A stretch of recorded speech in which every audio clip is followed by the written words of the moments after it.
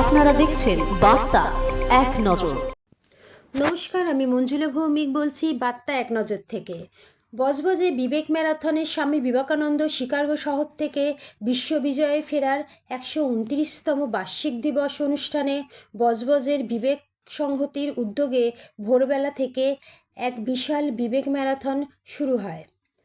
বজবজে পুরনো স্টেশন থেকে নতুন বজবজ স্টেশন পর্যন্ত এই পদযাত্রাতে ব্যাপক উৎসাহ ও উদ্দীপনা দেখা যায়।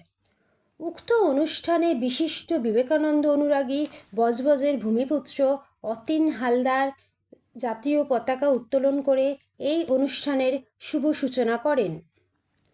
এদিকে উক্ত অনুষ্ঠানে উপস্থিত ছিলেন বজবজ বিধায়ক অশোক দেব, বজবজের পৌরপ্রধান গৌতম দাশগুপ্ত, বিশিষ্ট সমাজসেবী অনিল ঘোষ এবং স্থানীয় অঞ্চলের বহু নাগরিক বক্তারা সকলেই স্বামী বিবেকানন্দের এই শিকাগো ধর্মসভার ঐতিহাসিক গুরুত্ব এবং বর্তমান দিনের স্বামীজির আদর্শ গ্রহণ করার কথা বলেছিলেন।